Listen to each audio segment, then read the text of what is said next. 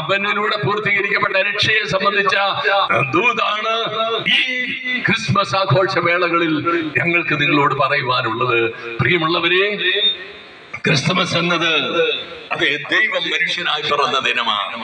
ഇന്ന് ക്രിസ്മസ് എന്നത് ആഘോഷങ്ങളുടെ ആ വലിയ വേലിയേറ്റത്തില് വളരെ ബോധപൂർവം ക്രിസ്തുവിനെ ഒഴിവാക്കിക്കൊണ്ടുള്ള ക്രിസ്മസ് ആഘോഷങ്ങളാണ് പലയിടത്തും നടക്കുന്നത് എന്ന് നമ്മൾ കാണുന്നുണ്ട്.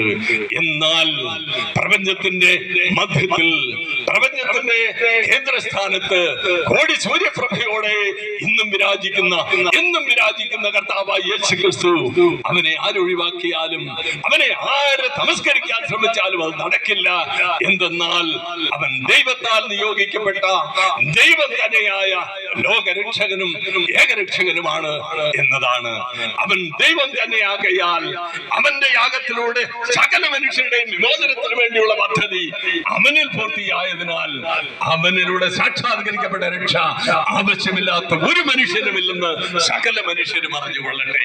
അതാണ് ഈ അവസരത്തിൽ ഞങ്ങൾക്ക് പറയുവാനുള്ളത്. അവന്റെ ജന്മവേളയിൽ അതുകൊണ്ടാണ് ഇങ്ങനെ ഉദ്ഘോഷിച്ചത്. ഇതാ സകല ജനത്തിനു വേണ്ടിയുള്ള സന്തോഷത്തിന്റെ സദ്വാർത്ത അവനിലൂടെ പൂർത്തീകരിക്കപ്പെട്ടു.